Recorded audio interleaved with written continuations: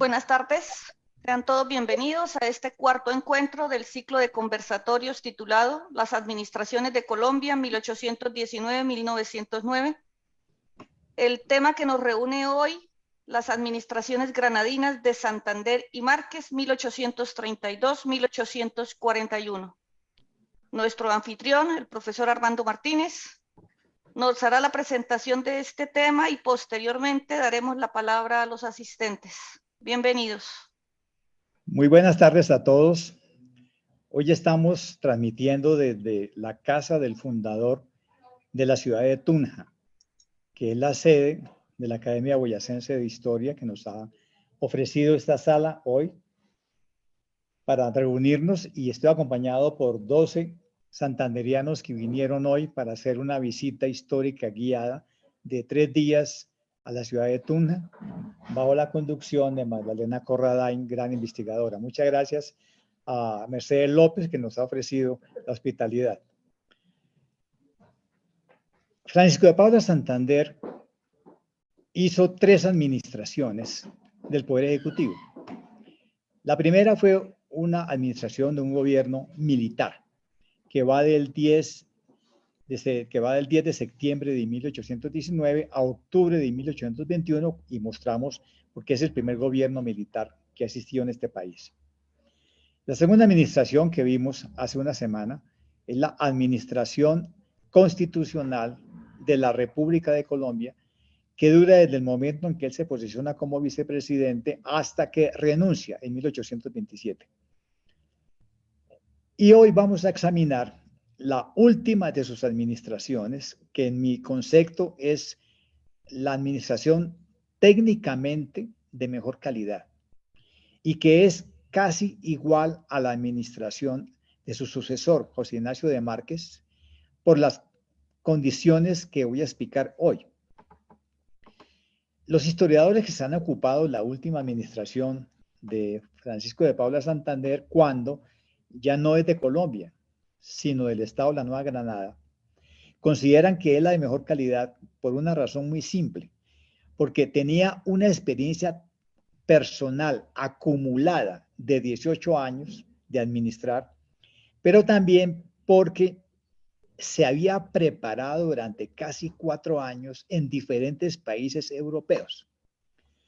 Recuerden ustedes que los jueces militares que juzgaron a los septembristas, es decir, aquellas personas que ingresaron a la medianoche del 25 de septiembre de 1828 con la intención de capturar al libertador presidente para someterlo a juicio y para restaurar la constitución de la ley Rosario de Cúcuta, lo implicaron sin él tener nada que ver. Él sí sabía, pero él les pidió que esperaran lo que iban a hacer, es decir, la captura del libertador hasta que él saliera del país, porque el libertador lo había enviado como diplomático en los Estados Unidos. Sin embargo, los acontecimientos se precipitaron, los jueces lo implicaron y lo condenaron a muerte. Y lo condenaron a muerte simplemente porque él sabía y no dijo nada.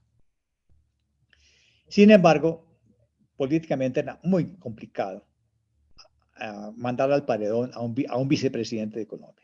Y el cuerpo diplomático, todos los cleros, todos los obispos, todas las señoras, acudieron al libertador para decirle que eso no se podía hacer. Entonces él le conmutó la pena de muerte por el destierro. Él toda la vida había soñado con viajar por Europa, de modo que el destierro fue para él la mejor noticia que le podían dar, y le permitió visitar a Alemania, Berlín, Bonn, Francia, los Estados Unidos, Bélgica, los Países Bajos, en un periplo muy interesante porque él lo documentó en un diario de viaje. Pero él, cuando hizo este periplo por Europa, donde fue recibido como un estadista en el exilio, se preocupó por prepararse para una futura administración, en ese momento improbable. ¿Eso qué quiere decir? Que a donde quiera que llegaba, hablaba con los grandes políticos y pedía que le mostrara dónde quedaba el Parlamento, cómo se sentaba en el Parlamento. se hizo llevar a todas las escuelas públicas, a todos los orfanatos, a todos los asilos, a todas las fábricas de armas, a todas las fábricas. Es decir, no fue un viaje de turismo, sino fue un viaje de aprendizaje de cómo funcionaba la administración pública en Francia, en Inglaterra, en Bélgica, Países Bajos, los Estados Unidos, y todo el mundo lo complació. De modo que ese aprendizaje tan maravilloso que él tuvo, acompañado por Pachito González, el pamplonés que lo acompañó siempre, y en algunos trayectos por Ezequiel Rojas, le dio una perspectiva de estadista internacional. Una vez que él llegó a los Estados Unidos, fue recibido por todos los comerciantes, recibió la noticia del cambio político que había acaecido en Colombia. ¿Qué había acaecido entre 1830 y 1831? Pues que se había producido un golpe de Estado del general Rafael Urdaneta, que derribó al presidente y vicepresidente constitucionales que le pasaron a Bolívar, y a su turno él fue derribado por los generales Caucano y un general Llanero, y entonces se restituyó el gobierno,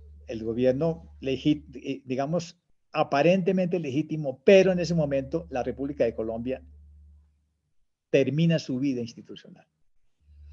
Y la termina desde finales de 1829 porque Venezuela se separa de Colombia y crea un estado propio, que es la República Federal de Venezuela.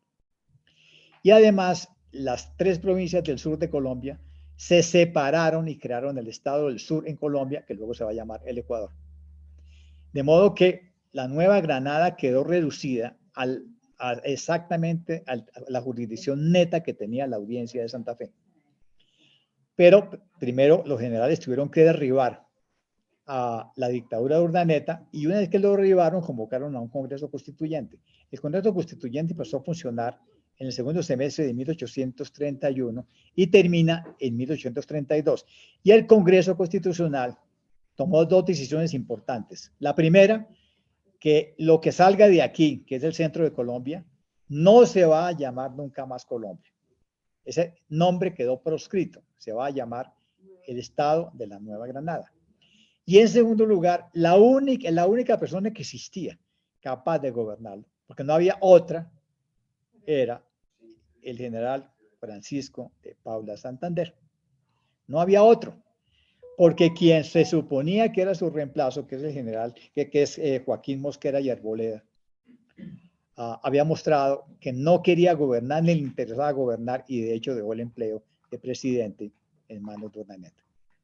Entonces el Congreso lo elige presidente y envían a una comisión a los Estados Unidos para que lo traiga a gobernar, que era lo que él siempre quería, que le rogaran que por favor gobernara a esto que hoy en día quedó reducido a más o menos 1.600.000 personas netas tenía la Nueva Granada, dividida en 21 provincias. Claro, él conoció todos los grandes políticos, no solamente a Jeremy Bentham, sino que también todos los políticos lo recibieron, y lo recibieron como un estadista exilado por culpa de un dictador caraqueño que lo ha exilado. Y todo el mundo lo llevó a todas partes, y además él aprovechó para ir todas las noches al teatro, a conciertos, a conocer divas, a conocer sopranos. Fue una vida maravillosa la que se dio, y quedó totalmente preparado para conducir. Muy bien. Él llega en octubre de 1832 y asume la administración del Estado de la Nueva Granada. Pero hay que decir algo muy importante, y es que antes de que él vuelva a los Estados Unidos, quien gobierna provisionalmente es el segundo mejor hombre, natural de Ramiriquí, José Ignacio de Márquez, que no lo veo aquí. José Ignacio de Márquez es quien conduce el Poder Ejecutivo desde el Congreso hasta que llega a Santander, es decir, casi por lo menos 6 u 8 meses de 1832. Por lo tanto, la figura de Márquez quedó totalmente ligada a la de Santander, pero además el Congreso lo eligió como vicepresidente del Estado de la Nueva Granada.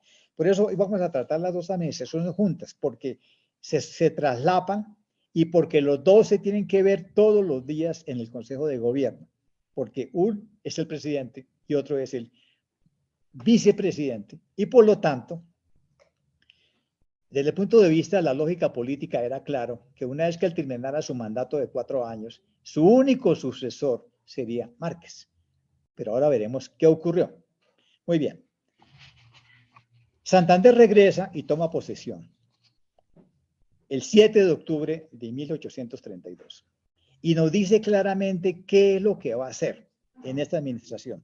Y lo dice con las siguientes palabras. Yo voy a ocuparme de reconciliar el país. Voy a consolidar las instituciones.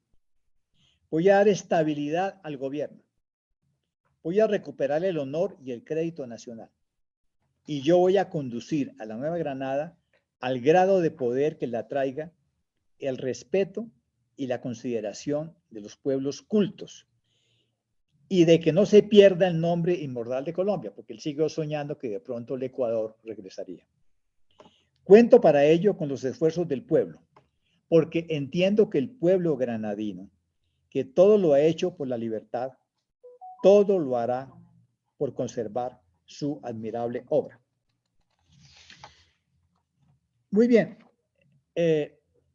crea su gabinete y el 8 de octubre de 1832 hizo publicar la primera proclama dirigida a los granadinos.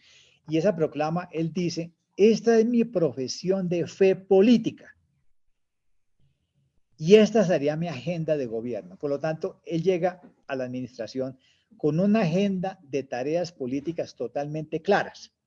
Y le voy a decir cuál es la agenda que él va a realizar en los siguientes 4 años. Primero, este gobierno se va a diferenciar del gobierno de Bolívar, en que todas sus acciones se sujetarán a lo que diga la Constitución y las leyes. Les quiero decir que este es un Estado de derecho y que todos los ciudadanos deben comprometerse a respetar a las autoridades legítimas y las leyes. La administración solamente debe gobernar a los ciudadanos conforme a las leyes y no debe alterar las instituciones ni las autoridades. Yo aspiro a pasar a la posteridad con el título de hombre de las leyes, porque todo lo que yo haga será conforme a derecho. Si algún día vamos a hablar de Estado de Derecho, en que todos los actos se hacen contra lo que diga la Constitución, es decir, todo tiene que estar conformado con la Constitución, este gobierno. Segundo, este gobierno va a respetar la libertad de imprenta y de opinión. Va a respetar los derechos de la minoría, porque quiero ciudadanos con virtudes republicanas.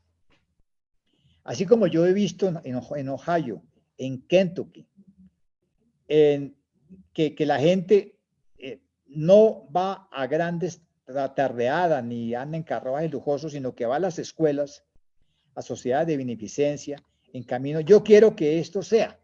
No me importa que digan que los neogranadinos somos gente ruda, sin modales y groseros, pero quiero un país donde todos tengan que comer, donde todos amen sus leyes, donde todos vivan contentos, donde todos llenen sus deberes para su país y consigo mismos. Tercero, dice, a diferencia de Colombia, donde el ejército era deliberante, a partir de mi gobierno, el ejército no será deliberante. El ejército no se puede mezclar con los asuntos públicos. Se va a acabar lo que se llamaba el absolutismo bolivariano. La Fuerza Armada tiene que ser convencida de que el sable, que no es dirigido por la ley, asesina la libertad de un país. Esto es la gran diferencia en el futuro respecto de Venezuela. Cuarta tarea. Lo que yo aprendí en Europa es que la educación de la juventud y el trabajo se deben dirigir a extinguir la ignorancia y la inmoralidad. La instrucción pública tiene que ser protegida bajo el criterio de más escuelas primarias y menos colegios, pues las escuelas primarias son la base del edificio social. Lo que yo vi en el sistema del Estado de Nueva York, donde vi 600.000 estudiantes de ambos sexos en las escuelas, es el modelo para la Nueva Granada. Yo no quiero tantas universidades ni tantas sociedades científicas, quiero que no haya analfabetismo. Mi programa educativo es escuelas en todos los distritos parroquiales.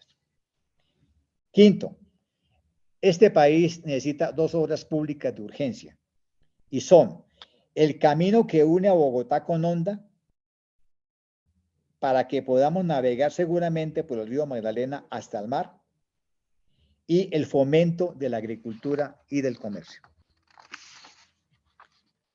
Sexto, y esto es muy importante porque casi que él vaticinó lo que iba a ocurrir en su gobierno. Dijo, durante mi gobierno, yo no voy a permitir que ningún gobierno extranjero intervenga en los negocios interiores. Voy a hacer tratados internacionales para que todo el mundo lo respete, pero yo no voy a permitir que un gobierno extranjero me dé la ley ni intervenga. En ningún caso voy a permitir eso. Yo no voy a permitir que ningún extranjero insulte las instituciones nacionales y menos que se mezcle en los negocios públicos.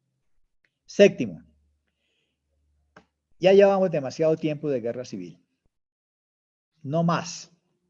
Lo que todo el mundo pide es reposo y orden legal bajo las leyes. Así que vamos a recuperar lo que nos han querido quitar, que es el Casanare, Pasto, Los Pastos, Buenaventura, Tumaco. No nos lo vamos a dejar quitar y una vez que lo recuperemos, paz y reposo. Voy además a remediar la penuria fiscal del Estado con una buena legislación aduanera. Voy a proteger la industria nacional y voy a reducir el tamaño del ejército. El ejército se ha comido toda la plata bajo Colombia. Esto se va a acabar. Yo voy a reducir al mínimo el ejército y para eso necesito paz. Necesito una administración de justicia recta, pronta y económica. Mi recorrido por Europa me convenció de que poco importaba el volumen de los estados, pues había visto que pequeños estados en Alemania e Italia lo que importaba era orden, paz y libertad para conseguir riqueza, consideración exterior y civilización. En síntesis, digo Santander, mi gobierno se resume en 2 palabras: libertad y orden.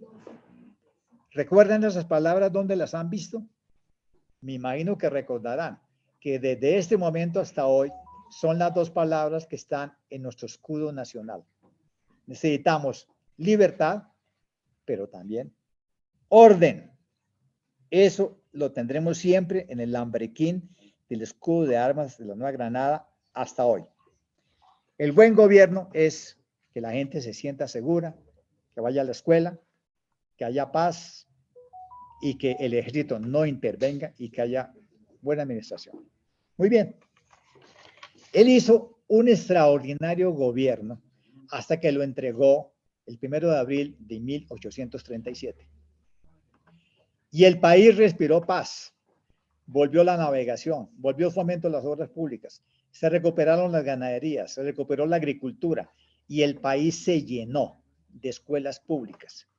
Antes de venirse, él contrató en los Estados Unidos la fabricación de 600.000 cuadros norteamericanos para enseñar la doctrina religiosa, matemáticas y letras.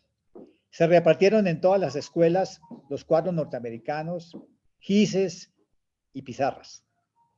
Y este sí fue el verdadero proyecto educativo. Esto sí podríamos llamarlo que fue la revolución instruccionista a gran escala. Y siempre lo acompañó José Ignacio de Márquez como su vicepresidente. Y lo acompañaron sus grandes amigos en el despacho del Poder Ejecutivo. Antonio Obando en Guerra y Marina, Francisco Soto, su compañero de la infancia en Hacienda, y Juan Dios Aranzazu. Es decir, hizo un extraordinario gobierno. Pero los gobiernos son de 4 años y se tienen que acabar. Y todo el mundo entendía que las cargas que no se habían podido componer, las compondría José Ignacio de Márquez, que había sido su compañero desde San Bartolomé, que nunca fue a la guerra, que nunca paró de estudiar, que siempre se preparó como un gran legislador y que es un hombre que dirigió los tres poderes públicos. Él fue presidente de la República, fue presidente del Senado y fue presidente de la Corte Suprema de Justicia. Aquí en Tunja tenemos una gran estatua de él a la entrada al Palacio de Justicia y la estatua que descabezó el cañonazo de la toma del Palacio de Justicia hoy en día se conserva en el Museo Nacional. Pero ocurrió algo. Vinieron las elecciones presidenciales de 1836-37 y por algún motivo el presidente Santander decidió que debía sucederle su amigo militar José María Obando. Esto en México se llama el dedazo, que el presidente saliente del PRI dice quién lo sucede. Y aquí estuvimos a punto de entrar en la tradición del dedazo, que el presidente saliente diga quién lo va a suceder, y Santander quiso que lo sucediera José Ignacio de Márquez. Perdón, José María Obando, militar. Pues la nación dijo, afortunadamente, no. El presidente no tiene ningún derecho a escoger a su sucesor. Es lo que diga las asambleas electorales. Y las asambleas electorales dijeron, qué pena, el presidente será José Ignacio de Márquez. Y José Ignacio de Márquez lo sucede de 1837 a 1841. Entonces, ahí van a aparecer dos partidos. El partido que sigue a Santander, o sea, los santanderistas, que inventan algo que no existía, que es la oposición al gobierno. Y Santander se convierte en la cabeza de la oposición, con todos sus amigos liberales, que son Vicente Azuero, Francisco Soto, Florentino González, los obispos, todos, Diego Fernando Gómez, todos. Santander inventa la oposición. Y Márquez dice, pues ni modo, hagan oposición, pero yo soy el que voy a gobernar. Y lo interesante es que Márquez se reunió de unos grandes juristas que van a someter a crítica esta postura de Santander.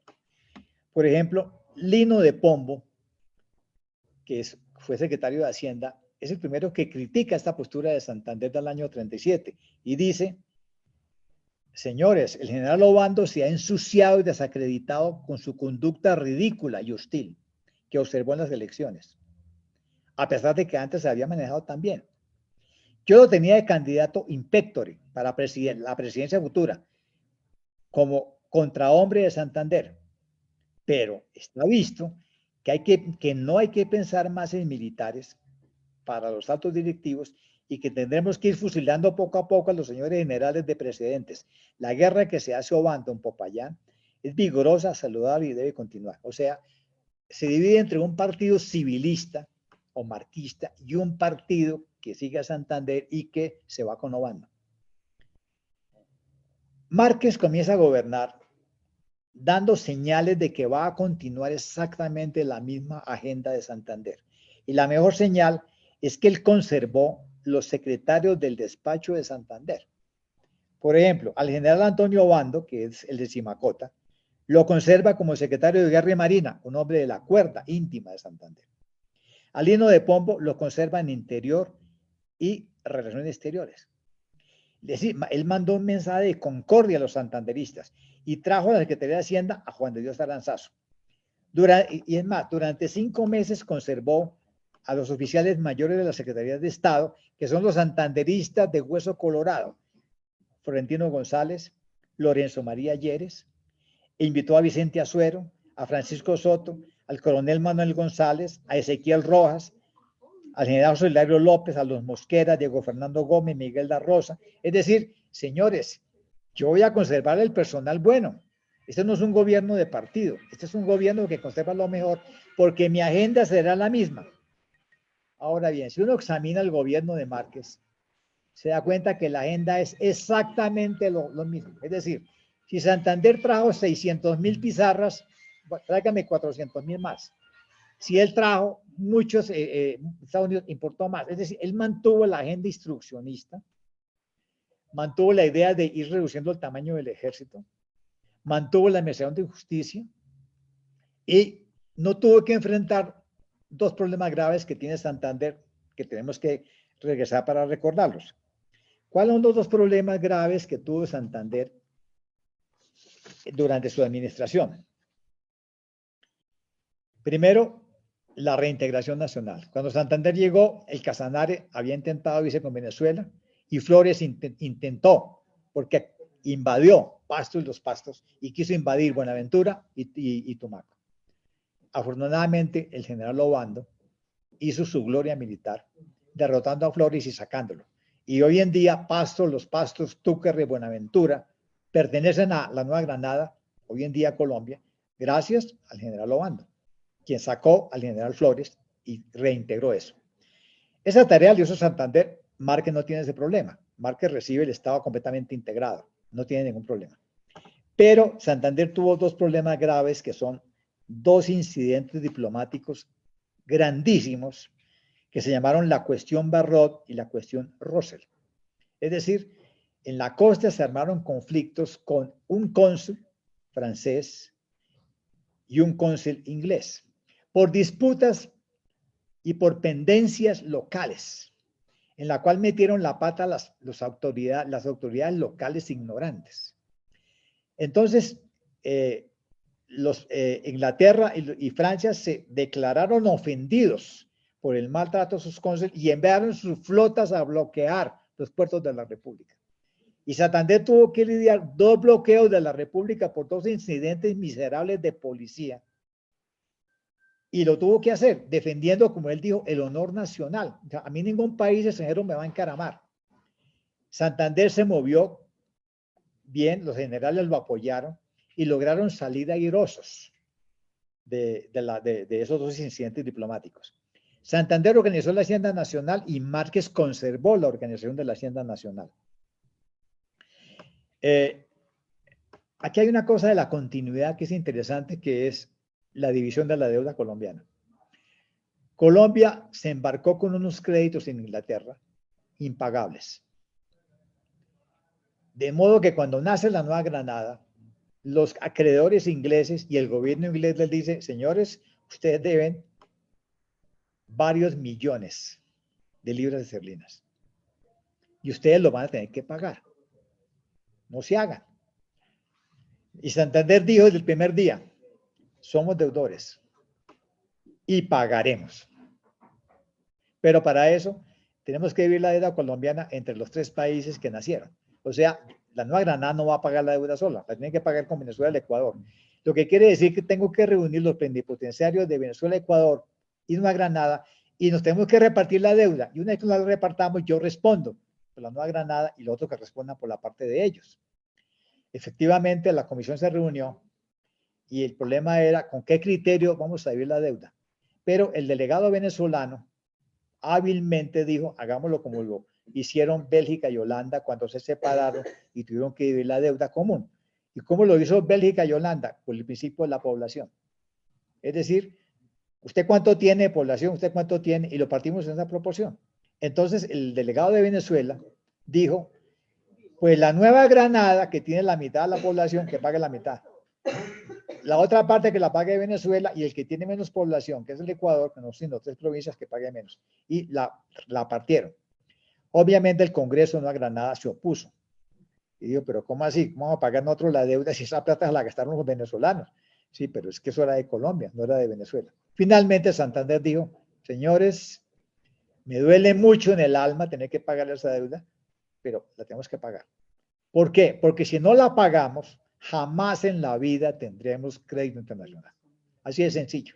Es decir, el mal de no pagar es peor que este mal tan miserable de tener que pagar eso, pero no la gastamos.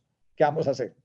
Entonces, el Congreso no le aprobó a Santander ese reparto y hubo mucha crítica al reparto. ¿Qué hace Márquez? Márquez, que supuestamente es el opuesto de Santander dice el primer día, lo que Santander hizo en cuanto al reparto, ya está hecho. Y yo lo respaldo. Y yo convenzo al Congreso. Y él convenció al Congreso de repartir la deuda. Y así se repartió, pese a los críticos, y así la tuvimos todo el siglo XIX. ¿Eso qué significa? Que los bonos de deuda pública colombiana se tuvieron que cambiar por bonos de deuda pública granadina, ecuatoriana y venezolana. Y cada uno recibió su parte en bonos y cada uno era cómo paga. Esa será la historia del siglo XIX. Cómo pagar la deuda granadina, pero ya es el 50%.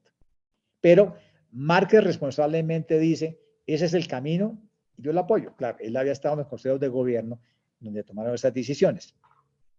Muy bien. Una distinguida asistente preguntaba hace una semana, ¿y por qué no se preocuparon de la agricultura y los caminos y la fuente? Bueno, ahora sí llegó el momento. Ya el país no se lo va a llevar nadie. Llegó el momento de pensar en caminos. Y Santander pensó en caminos y Márquez dijo, yo apoyo esos caminos. Es decir, el camino al mar. Y el camino al mar pasa por la navegación del río Magdalena, que serán concesiones entregadas a ingleses que puedan traer barcos de vapor, pero todo depende de que hagamos un buen camino que conecte a Bogotá con Honda. Ese es el camino natural, esa es la arteria de la Nueva Granada, y Márquez y Santander actuaron de la misma manera. Ahora, el problema que pregunta Santander es, bueno, y a la larga nosotros ¿cuántos somos? Pues no se sabía, porque el censo de 1825 quedó mal hecho, porque se basaba en los padrones de los curas, y los curas escondieron la gente para que no se lo llevaran para la guerra, porque se pensó que el censo de 1825 servía de base para el reclutamiento. Entonces los curas escondieron hombres. Un censo de muy mala calidad. Santander dijo, bueno, vamos a contarlo. Y él hizo el censo, un nuevo censo, y así supimos exactamente cada provincia cuánto tenía y cuánto sumaba la Nueva Granada. Y Márquez ayudó con ese censo. Todos los diplomáticos ingleses apoyaron a Bolívar.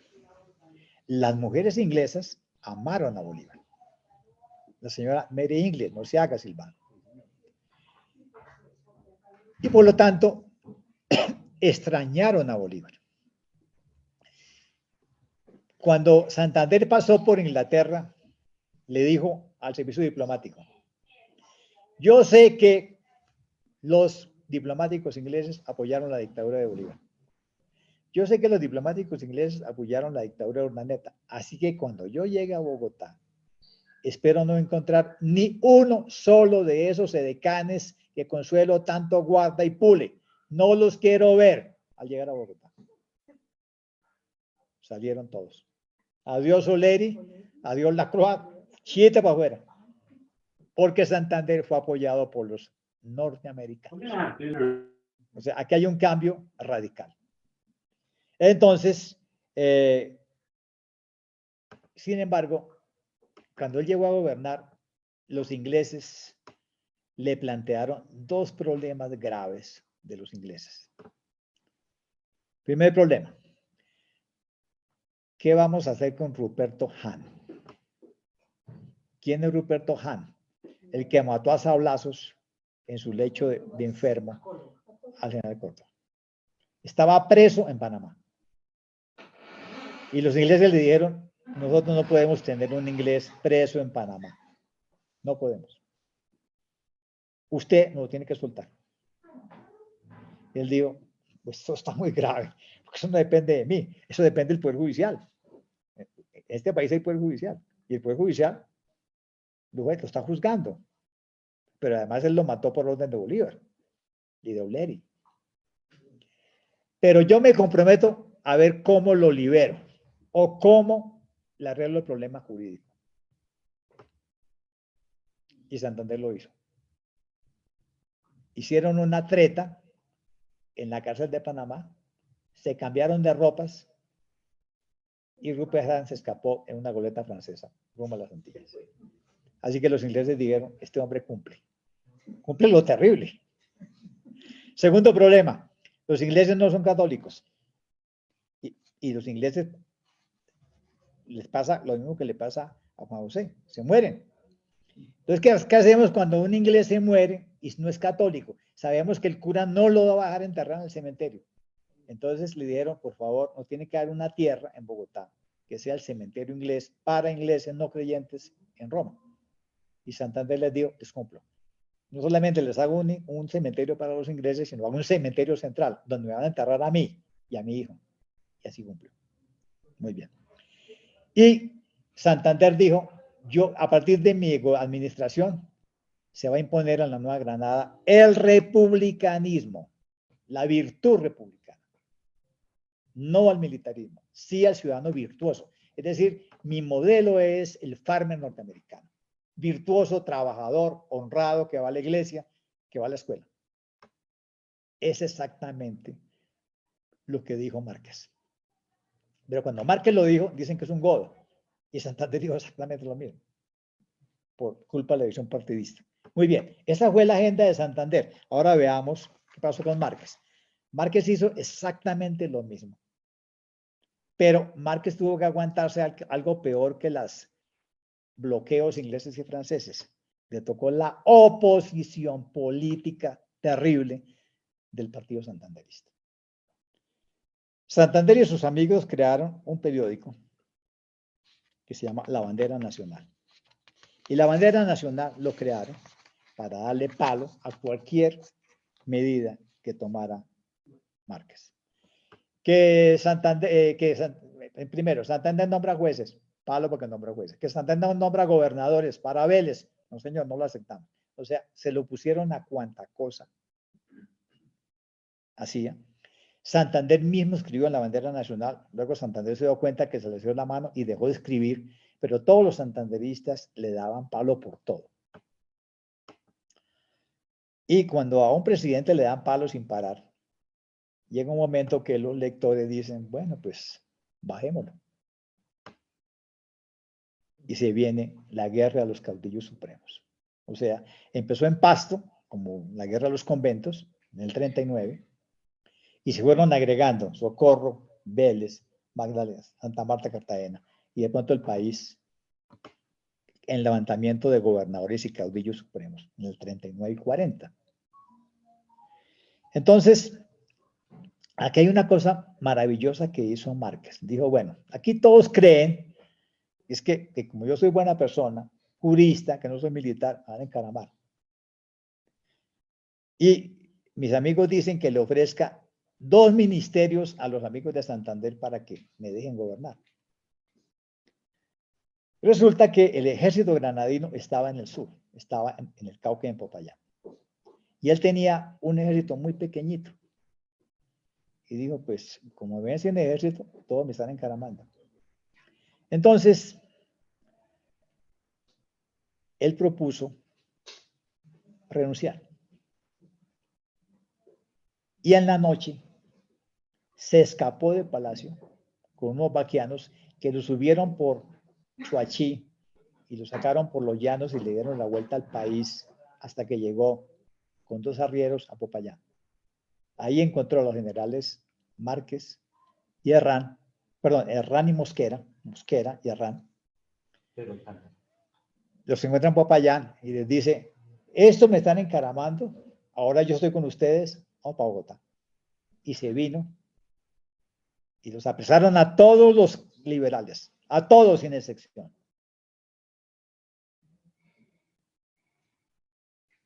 Estando presos, un juez dijo, ¿y por qué los tenemos presos? ¿Por qué tenemos presos a Murillo Toro, a todos?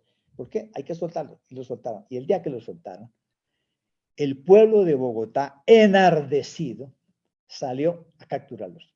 Y los capturó, excepto los pocos que se escaparon. Es decir, el pueblo de Bogotá ya no aguantaba más la guachafita de los liberales contra Márquez. Pero ese levantamiento popular de los bogotanos, en parte porque los socorranos otra vez intentaron tomar Bogotá. Y los bogotanos se volvieron a armar contra los socorranos que intentaron invadir. Y porque apareció Juan José Neira, el gran paladín de los bogotanos, que murió de las heridas. Y porque lograron derrotar a los socorranos al fin. Y luego vino entonces ya el populacho desesperado, sobre todo las mujeres bogotanas, iban a acapar a todos los liberales y tuvieron que cerrarlos. Ese cambio político cambió la historia del país. ¿Por qué? Porque en adelante dijeron, ¿quién es el campeón nuestro? El que ganó la guerra. Herrán. ¿Y quién? Y su amigo Mosquera. Es decir, la siguiente década ya será la década de Herrán y Mosquera y debía seguir en el orden Rufino Cuervo. Estos son los gallos que nos quitaron de encima esos malditos liberales radicales que no van a gobernar, que tuvieron que salir del país, como Tino González que todo dice.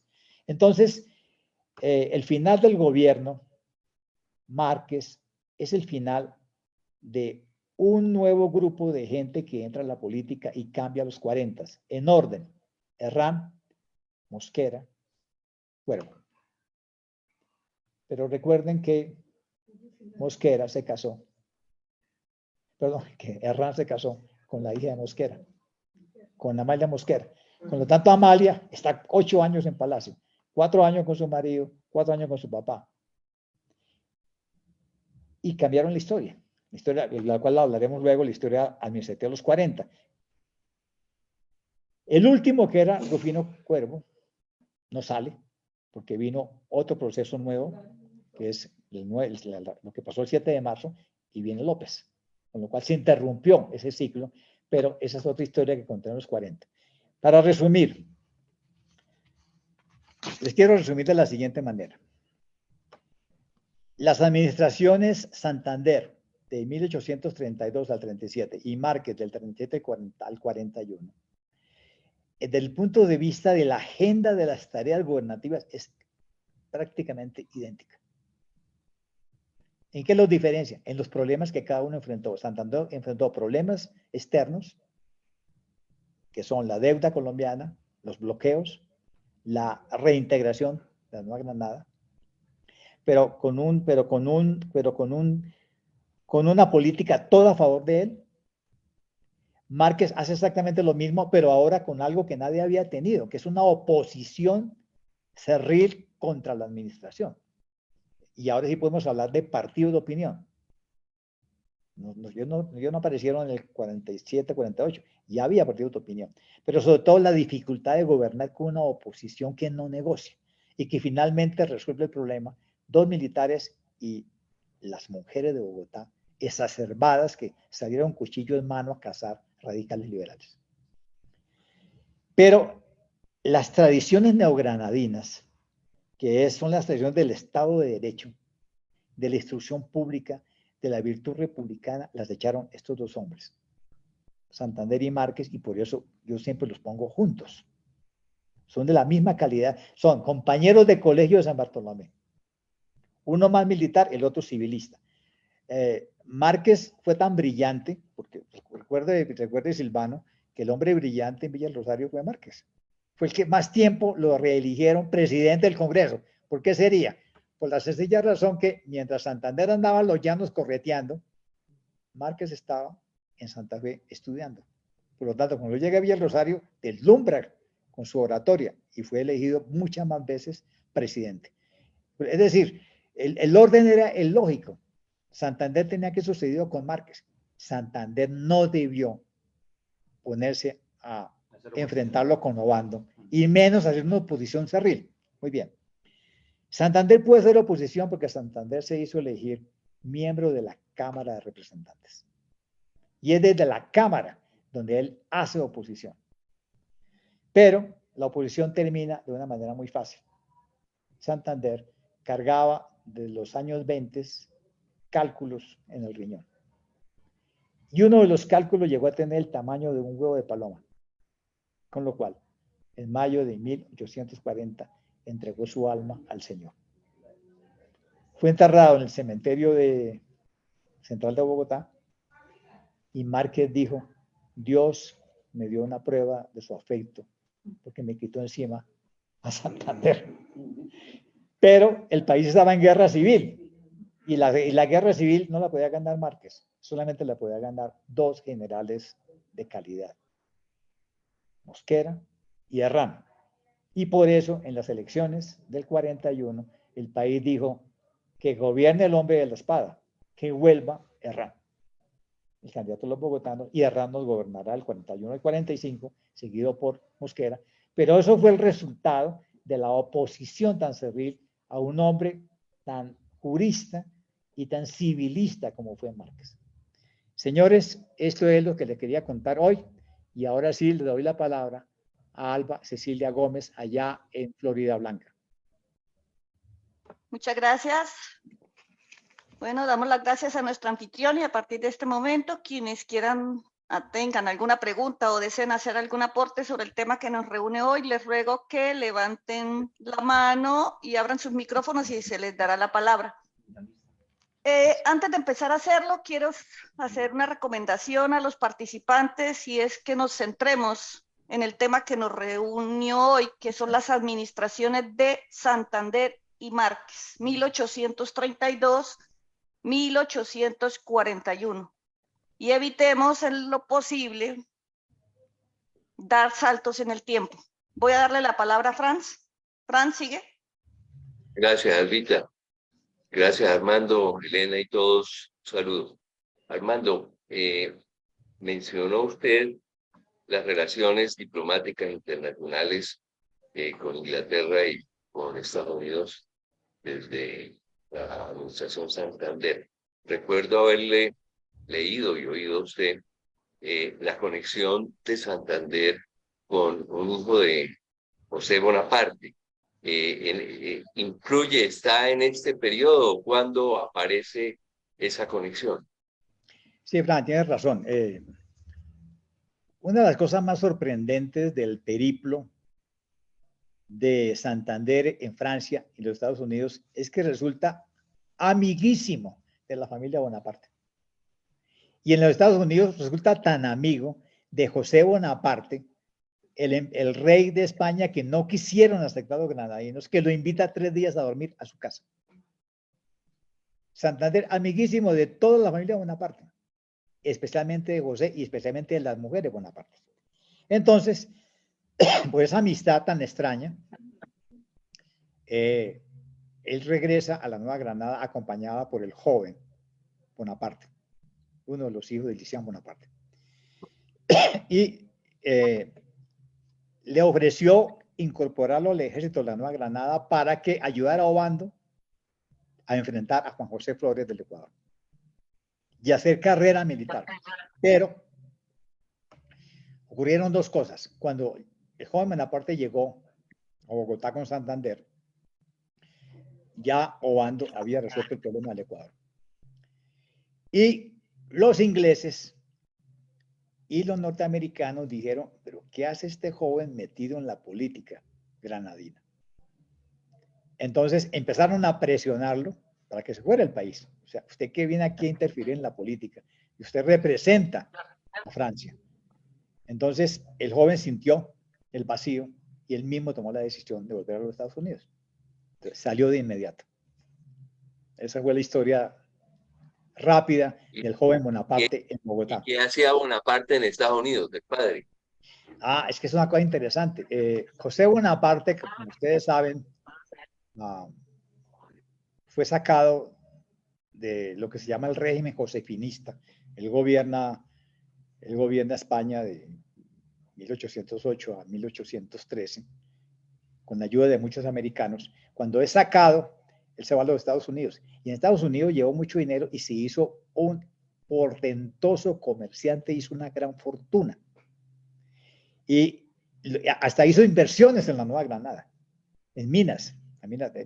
Entonces, él lo que hizo fue volverse un gran empresario de Estados Unidos, volverse un hombre muy rico y fabricarse una gran mansión en Estados Unidos.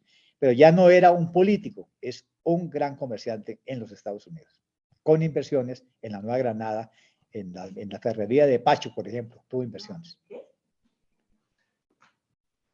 ¿Qué vamos a hacer? El dinero, como dijo Marx, el capital no tiene patria. El capital no tiene patria. Gracias. ¿Alguien más? Profe, ¿me cuenta más sobre esos 2 incidentes que provocaron el bloqueo en el gobierno del general Santander? Muy bien, los incidentes Russell y Barrot. Un grupo de negros mató a una familia de ingleses cerca de Cartagena, o sea, por Turbaco. Y cuando traen los cadáveres, todos los chismosos se aglomeraron a mirar llegar los cadáveres ensangrentados.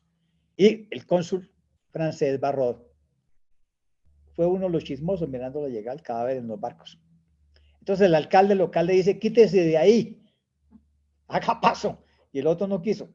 Pues se resistió. Entonces el alcalde local se puso bravo y lo mandó a encarcelar. Y la chusma fue y invadió la casa, que era casa diplomática. Claro, pues a esa gente que le importaba, o sea, nos cae mal el francesito ese. Y invadieron la casa. Pues eso internacionalmente es un incidente diplomático porque las residencias consulares y diplomáticas son como si usted estuviera dentro de otro país. Entonces, inmediatamente el escándalo en la Cancillería francesa, o sea, estos nos van a pisotear esto. Entonces, empezó el incidente internacional. Entonces, dieron orden que viniera la escuadra francesa y bloquearon los puertos. Y lo bloquearon. Y ahora, ¿cómo nos quitamos este problema de encima? Entonces, ahí Santander tuvo que maniobrar para que los jueces del Magdalena emitieran una sentencia contra esas autoridades locales que pudiera satisfacer a la Cancillería, al Servicio Diplomático francés. Y dar instrucciones. Mire, cuando haya un incidente con un diplomático que es cónsul en un puerto, no se metan con él, o sea, déjelo al gobernador.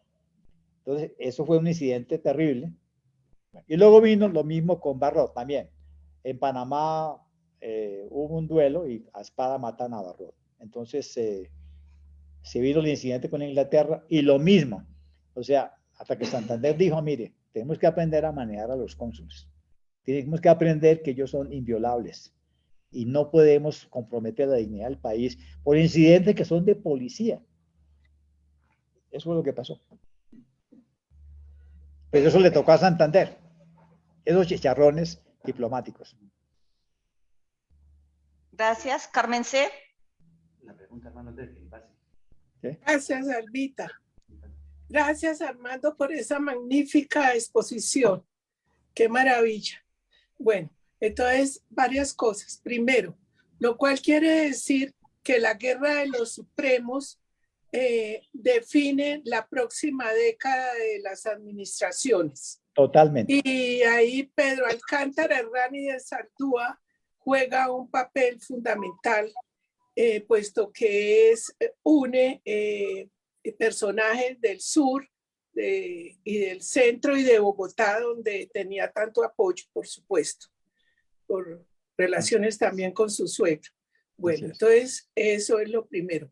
Lo segundo, destacar la importancia de Soto en el gobierno de Santander con relación a lo que fue la hacienda pública. Y también la importancia de que en el año 36 se define ya lo de la, digamos, lo de la moneda, y cómo destacar, como tú haces, ratificar lo que tú dices con relación a la hacienda pública. Cuando Santander recibe el gobierno, pues no tiene tantos suficientes recursos y él lo mantiene en 2 millones, como 2,5 millones, y así lo entrega a Márquez. Y otra cosa es lo relacionado con el muchacho sobrino de Napoleón, que en efecto sí entró a las, ¿cómo se llamará?, a las filas del Ejército Nacional en el grupo de caballería, sí, como eso. Pero es importante destacar lo de la hacienda pública en el gobierno de Santander y lo del papel de Soto. Sí, es decir, Santander y su secretario de Hacienda Soto dijeron, mire, ¿cuál es el problema que tenemos aquí? Muy sencillo. Tenemos una deuda pública inmensa con Inglaterra y con México y la deuda interior. No tenemos cómo pagarla. Entonces, vamos a cortar los experimentos fiscales que hizo Colombia, que fueron desastrosos. Y vamos a tratar de dejar lo que funciona. Pero lo que funciona es el sistema fiscal que venía del Estado español. Entonces, digamos, su política fiscal es conservacionista de lo que funcionaba en el Estado español. Y es lo mismo que va a hacer Márquez, o sea, con Aranzazu. O sea, dejemos lo que funciona fiscalmente y no nos pongamos a hacer locuras. Por lo tanto, ellos, todo lo que funcionaba en el Estado español lo van a mantener y lo van a reproducir por simple responsabilidad fiscal. Y tratemos de proteger la industria nacional, porque el libre cambio que le está dando la vuelta al mundo, pues va, si acabamos la poca artesanía e industria, entonces ¿de qué vamos a vivir? Eso fue una actitud responsable de Santander, de Soto, de Aranzazu y de Márquez. Pero la generación joven que estudió con Ospina, con la reforma Ospina, a partir de durante los años 42, 43, 44, esos mozalbetes insolentes, cuando llegan al gobierno con López, en el 49, van a decir que Santander y Márquez lo que hicieron no es más que mantener al país en la colonia. O sea, ellos, el aparato fiscal sigue siendo, según ellos, colonial. Y por lo tanto quisieron que con López se acabara finalmente la colonia, que es lo que toda la izquierda ha repetido en Colombia, que la colonia termina con el gobierno López. Pero es que no se dan cuenta, con una lectura anacrónica, que lo responsable que estaba haciendo Soto y Márquez y Aranzazu era eso, es que no había otra manera de actuar, sino hacer que el fisco que funcionaba es el fisco que se reproduce. Luego vendrían los experimentos radicales liberales con Fontino González y todos ellos, pero es que ya había pasado más de una década y ya el país tenía un fisco con dinero y ya había arreglado la deuda pública. Entonces yo creo que Soto y Márquez y Santander fueron fiscalmente responsables frente a la gigantesca responsabilidad fiscal que fue Colombia. Gracias. Eduardo, ¿tienes la palabra? Buenas noches a Armando, para felicitarlo en este conversatorio. Igualmente, saludar a todos los que se encuentran en la sala. Y bueno, yo voy a tener una pregunta, bueno, un par de preguntas con Armando, que son las siguientes. La primera, respecto a la administración de Santander, que tuvo que afrontar la conspiración de Sarda. Si tú nos podrías explicar un poco sobre la conspiración de Sarda, porque creo que fue el intento de los bolivarianos, tal vez segregados políticamente en la administración Santander y que querían retomar el bolivarianismo en la administración Santander. La segunda es, ¿por qué si José María Obando, quien fue el que lideró la sublevación contra Urdaneta y técnicamente respaldó el regreso de Santander a la Nueva Granada, ¿por qué no se le tuvo en cuenta a Santander como, perdón, a José María Obando para ser vicepresidente de Santander o su sucesor como presidente y donde fue elegido José Ignacio Márquez? Y por último, si la guerra de los supremos técnicamente fue la revancha de Tomás Cipriano de Mosquera contra José María Obando en la batalla de Wilquipamba por la derrota que había tenido Mosquera ante Obando en la batalla de la Ladera. Muchas gracias. Bueno, Eduardo, mira, en el discurso de posesión de Santander del año 32, él dice, mire, yo voy a garantizar el orden. Yo no voy a permitir más conspiraciones militares. Aquel que la hace, la paga. Y resulta que vino la conspiración de José Sardá, que fue hacer una conspiración que fue denunciada. Agarran los principales, José Sardá se escapa, y aquí va a ocurrir algo. O sea, Santander no es responsable de dos incidentes sangrientos que tienen que ver con la conspiración Sardá. Uno, que quienes fueron a capturarlo, lo mataron. Pues él no lo mandó a matar. Simplemente los que fueron a capturarlo lo mataron. Y segundo lugar, que a París lo mataron feamente y lo trajeron una mula chorreando sangre, cuando es la familia París. La familia París no le perdonó a Santander esa muerte tan terrible de París. Entonces Santander hasta en el testamento se defiende, dice, yo no mandé matar a París, yo no mandé matar a Sardá. Lo hicieron los que fueron a agarrarlo. Pero es que ellos eran conspiradores. O sea, y yo, a mí no me tembló la mano. Cuando él manda a fusilar a buena parte de los conspiradores de Sardá, dice, yo tengo que dar un ejemplo que todo el que se levante en armas contra el Estado legítimo, la paga, y la paga en el paredón. Es un precedente, digamos, de un Estado actuando como Estado. O sea, ya hemos tenido demasiadas amnistías y seguiremos dando más amnistías. Pero, señores, el que se levantan armas contra el gobierno terminan el paredón, porque la pena de muerte era legal en ese momento y lo será durante todo el siglo XIX. Eso pasó. Ahora, le critican de que mandó a matar al joven Anguiano, pero el joven Anguiano no era tan joven. Le quitaron años para que pareciera que estaba matando un muchachito, pero el joven Anguiano andaba con Sardá y es parte de la conspiración. Y él dijo, qué pena, es mayor de edad, al paredón. Por supuesto, todos los críticos sí vinieron. Segundo, José Ignacio de Márquez derrotó al general José María Obando 2 veces. Primero en el Congreso del 32, que teniendo los de candidato, es el Congreso el que elige a Márquez en vez de Obando. La culpa, Santander, ¿qué tiene que ver con eso? Nada, no estaba en el país. Ahí quedó José María Obando por primera vez derrotado por Márquez, pero la culpa fue del Congreso. Y luego en las elecciones del 37, con el apoyo de Santander, lo derrotan y otra vez Márquez le vuelve a ganar. Pero así es la política. Ahora, fíjese, Eduardo, lo que sucedió. El general Obando finalmente llegó a presidente y lo bajó el general Melo. Resulta que al general Obando lo van a juzgar en el 55 por traición a la patria. ¿Y quién es el que hace el juicio en segunda instancia? El presidente de la Corte Suprema. ¿Quién es? Márquez. Márquez juzga a Obando en segunda instancia del cargo de traición a la patria. ¿Y qué hace? Lo absuelve. Eso habla muy bien de Márquez, de lo justiciero que es. Lo absolvió, le digo, él no tuvo la culpa, le dieron el golpe, no hay complicidad con él. O sea, el que se portó mal fue Obando. Márquez no se portó mal en ninguna manera.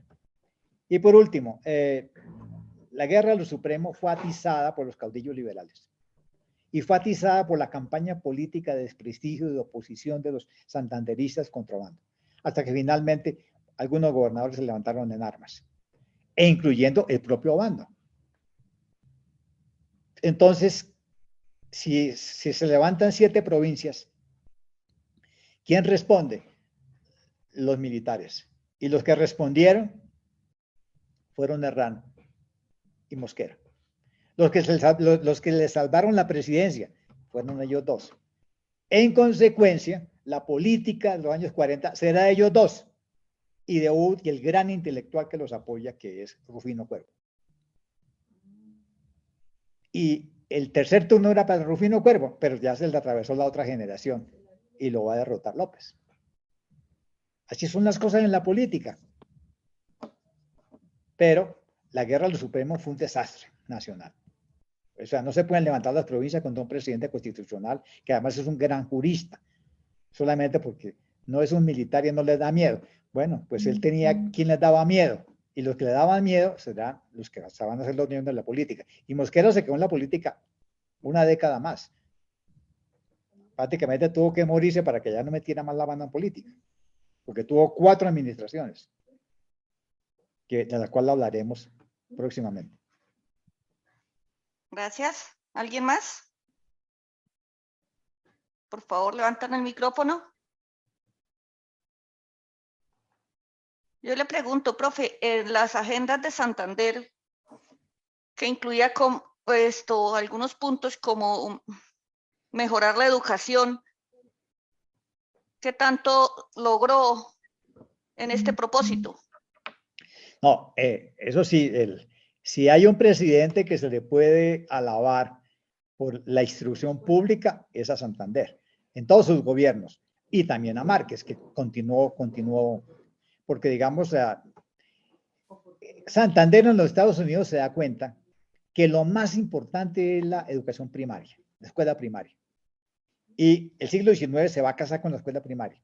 Es más importante que los colegios y más importante que las universidades. Ahora, Santander creó el sistema universitario y lo reprodujo en la Nueva Granada. Pero para él la clave, porque lo vio en los Estados Unidos, y sobre todo en el estado de Nueva York, es que todo niño vaya a la escuela. Pero Márquez va igual. Ahora, hay mucho ruido que hacen los historiadores con la querella benjamista. O sea, si se enseña a Benjam. Pero eso es un incidente que daba en una universidad. Si se enseña, no se enseña a Benjam. Pero como ha demostrado una historiadora muy juiciosa, es que estos sinvergüenzas ni siquiera leyeron a Benjam. No lo leyeron. Leyeron fue una mala traducción que lo había pervertido. Y estaban peleándose por si enseñan o no una pésima traducción que le había quitado el filo. O sea, estaban peleando por una cosa que ni siquiera leía. Porque como buenos estudiantes de todas las épocas son unos vagos que nunca van a la fuente y nunca leen a los autores y votan corriente, hablando de Foucault, hablando de Benjam, pero no lo han leído. Y nadie leyó. Esta historiadora ha demostrado que nadie se tomó el trabajo de leer a Benjam, ni en su lengua original, ni en sus nuevas traducciones, sino simplemente una traducción que lo pervirtió. ¿Qué tanto escándalo con la querella Benjam si competía a 30 pinches estudiantes de la Nacional, los profesores, y tanto escándalo político? Usaron políticamente a Benjam. Benjam ni se enteró que querían enseñarlo. Pero, en conclusión, estos dos gobiernos echaron la suerte nuestra en el sentido de que la cobertura de la escuela primaria es la clave. Eso es lo que han enseñado la experiencia de los Estados Unidos. Gracias, Carmen. Y de hecho, la Academia Nacional que creó Santander, al igual que la primera que creó Bolívar, fueron academias que nunca se reunieron, porque la mayoría eran gente que tenía cargos públicos, nunca tuvieron tiempo. Estas academias fueron de mentiras. Gracias por... Gracias, Albita. Gracias, Albita.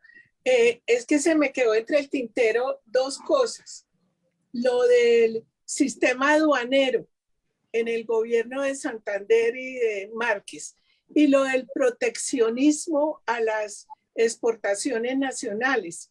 Es decir, el gobierno de Santander y de Márquez se preocuparon por proteger todo lo que eran las exportaciones.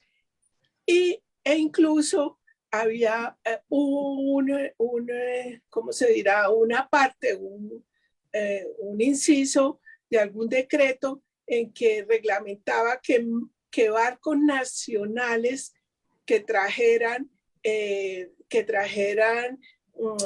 mercancía extranjera no pagaban aduana al llegar acá, como si barcos extranjeros que trajeran pues las mercancías extranjeras. Entonces, también como resaltar el interés de Santander y de Márquez por el proteccionismo a la producción nacional, incluyendo la agrícola, el tabaco, bueno, en fin, las exportaciones agrícolas y también pues lo de textiles. Y según entiendo, la primera vez que se exportó tabaco al exterior a Inglaterra fue durante ese periodo de gobierno de ellos. Así es. Es que, digamos, los hacendistas de esta década llegaron a la conclusión que el grueso del fisco tiene que venir de los impuestos de importación. ¿Por qué? Porque los pagan los importadores, porque lo pagan los extranjeros y porque se cobra contante y sonante en puerto. Los ingresos aduaneros serán por lo menos la mitad de los ingresos de la hacienda pública del Estado de la Granada. Pero eso era lo responsable. Y Santander lo dice en varios de sus discursos. Seamos serios. O sea, si queremos que ya no vamos a poder hacer ningún préstamo internacional, ¿dónde vamos a sacar la plata? Seamos serios. Tienen que ser los impuestos aduaneros y tenemos que cargar impuestos aduaneros a todo lo que entre. Y si los cargamos, pues la mercancía que llegue al extranjero se va a encarecer. Y al encarecerse, indirectamente estamos favoreciendo a la artesanía local. No es que él tuviera una ideología proteccionista, es que la realidad fiscal les obligó a actuar de esa manera. O sea, hay que ponerle impuesto a todo lo que entra a Colombia, a una granada, pero no, hay que ponerle impuesto a todo, porque eso es lo que va a alimentar de una manera segura la Hacienda Nacional. Y si eso encarece las mercancías que llegan al exterior, pues de malas, eso también favorece a la artesanía local, que seguirá siendo más barata. Pero no por ideología, es por ser serios al manejar la hacienda pública. Y otra cosa que parece ser que también durante ese periodo fue que se dio el inicio de la siderúrgica en el país. Sí, claro, la ferrería. Biesner, ¿no? Bien, sí, todo el proyecto de la ferrería de Pacho, y también se puso la primera fábrica de porcelana, porque él en Francia se fue a todas las fábricas de porcelana. Le fascinaban las porcelanas célebres y él mismo mandó fabricar una vajilla con las iniciales de su mujer, Sista de Santander, que algunos platos todavía los tienen guardados en el Museo en Villa del Rosario. Él le fascinaba. Entonces se creó una fábrica de porcelana en Bogotá en los años 30, que finalmente va a fracasar después de la Guerra de los Supremos. Y ahora que hablamos un poco del fomento a la agricultura, hay una cosa que no hemos dicho. Desde la década anterior, los generales republicanos empezaron a mover semillas de pasto africano en Venezuela y en Nueva Granada. Todos los generales están repartiéndose entre sí semillas de pasto africano. Es decir, la pradera comenzó a cambiar con la república, en el sentido que se fue africanizando con nuevos pastos africanos, que son de mayor proteína y de mejor alimento para los vacunos. Hoy en día la pradera colombiana es 100% africana. No nos damos cuenta, pero el que tiene ganado sabe que los nombres de todos los pastos se hablan en africano. Eso empezó desde Colombia, empezó la distribución, y todos los generales se vienen mandando cajones con semilla de pasto africano, traen de Venezuela el señor Miene en Santa Marta. Es decir, eso es la gran innovación agrícola, la introducción de pastos africanos desde la década de 1820. Y también la distribución de tierras, de baldíos. Lo que pasa es que hay tanta tierra que Santander se cansó de repartir fanegadas de baldíos. Y él mismo se hizo adjudicar 5.000 fanegadas de baldíos en lo que hoy en día es Landazuri de Santander, donde tuvo la hacienda Belisario, que se la administró don José Landazuri, que de ahí viene el nombre, porque todos los generales les pagaron sus saberes militares en tierras baldías. El problema es que a ustedes le dan 5.000 hectáreas, ¿usted qué hace? No te consigue trabajadores, no consigue capital. Sin embargo, Santander logró sacar adelante con Landazuri, sembrando cacao, esa hacienda, y cuando se creó el municipio de Landazuri, tuvieron que arreglar con los descendientes los derechos de los descendientes del Landazuri. Pero igual hicieron en Venezuela. La verdad es que Venezuela tiene tanta extensión de tierra que el problema es que allá no es quien la trabaje. Bueno, y la ruta del Catatumbo parece también que él tiene, no, del Carare. Sí, claro. Santander. Hay muchos proyectos de colonización que la mayoría fracasan porque no hay capitales ni hay gente. O sea, todos quisieron traer colonos ingleses.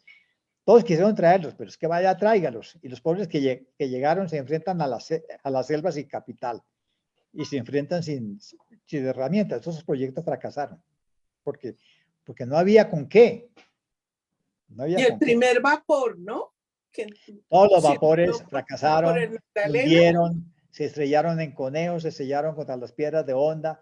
Todos son proyectos fallidos hasta los años 50, que ya Robert Joy pone en circulación una verdadera flota de vapores. Pero los primeros fueron fracasados, las concesiones Elbers, fracaso total. Es que ¿Y no cómo es fácil. fue? Y en ese momento es que aparece lo que hablan del desvío de la ruta yo no sé si voy a decir una brutalidad, del Magdalena por cerca a Monpós. No, pues los españoles del siglo XVIII habían mejorado el canal del dique, porque es la navegación más segura. Y claro, aquí no, todo el mundo sabe que la arteria es el río Magdalena y sabe que hay que meterle plata al río Magdalena, pero eso llevamos 200 años y no ha sido posible con nada, ni siquiera con Corpo Magdalena hemos sido capaces de poner una buena navegación, sabiendo que es el río que mueve la mercancía. Es que una cosa es pensar la cosa y otra cosa es tener el capital para hacerlo. Y en ese momento en Santander y Márquez fue que Monpós quedó, digamos, relegado y tomó prestancia o primacía Honda. Honda siempre fue el principal puerto desde el siglo XVI, siempre fue. Honda siempre es la conexión con el Magdalena, siempre. Honda es el puerto principal y ahora va a ser mucho más, y ahora Ambalema también con el tabaco.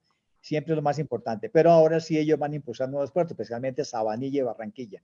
Ellos sí empezaron, Monpós siempre fue un puerto del siglo XVIII importante, porque es el puerto de intercambio, pero son puertos que ya vienen desde el periodo hispano. Eso no se lo inventó la República. La República lo que se inventa es Sabanilla y Barranquilla, que es una nueva oportunidad, en la medida que Cartagena vive una decadencia del siglo XIX. Bueno, Albita, ¿qué dices? Bueno, gracias, profe. Sarita nos hace una pregunta y quiere saber que ella no entiende por qué se oponía Santander a Márquez si él también seguía sus ideas. Nadie lo ha podido explicar. Y entonces la gente lo que hace es inventar chismes. Un chisme que un día llegó a la casa de Nicolás Ibáñez y Márquez estaba coqueteando con ella, entonces él se puso bravo y luego le iba a tirar por la ventana. Chismes. Pero es que no se ha podido saber. Lo que pasa es que Santander pensaba que quien mejor representaba su legado era Obando. Es que Obando es una personalidad muy compleja. Es decir, a Obando el país le debía mucho. Le debía el sur de Colombia. Le debía la destrucción de la dictadura de Urdaneta. Y Obando sabía que el país le debía de todo. O sea, hasta el cura de la Villota sabe que le debe a Obando. Todo el mundo le debe a Obando. El problema es que cuando se trata de tomar decisiones serias en el Congreso de la República, la gente prefiere a Márquez. ¿Qué vamos a hacer? Pero es que Márquez es el hombre más preparado del país. El otro es un gran militar en el campo de la guerra, pero no en el campo de la administración. Y aquí lo que necesitamos es gente que administre bien. Y Márquez es un gran administrador. Mucho mejor que Obando. Entonces la gente seria en el Congreso. ¿A quién va a administrar? Obviamente Márquez. Entonces el otro se pone bravo. Y Santander tomó partido por Márquez, por Obando. Lamentablemente, él tomó partido. ¿Por qué lo hizo? No lo sé. Habiendo sido compañeros de toda la vida.